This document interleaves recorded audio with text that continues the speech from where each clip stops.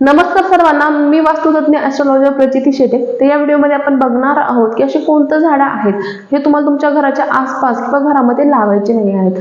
तर नक्कीच या गोष्टीची काळजी घ्या, यामुळे घरामध्ये अपयश निर्माण होतं, भांडणं कलह यासारख्या गोष्टी नक्कीच घडू लागतात.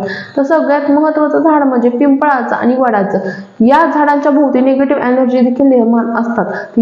तर यामुळे घरामध्ये भांडणं कलह यासारख्या गोष्टी नक्कीच बघण्यामध्ये येतात.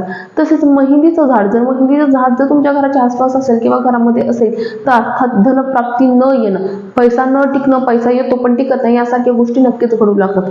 जर अपयश जर निर्माण होत असेल तर एकदा नक्कीच चेक करा की काटेरी वनस्पती, बोनसाई यासारखी वनस्पती तुमच्या घराच्या आसपास किंवा घरामध्ये आहेत की नाही.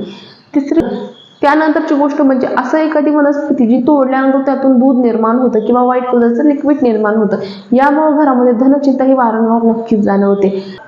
तर या ज्या वास्तू टिप्स आहेत त्या आवर्जून नक्की फॉलो करा, याचा बेनिफिट्स खूप छान प्रकारे पडतो.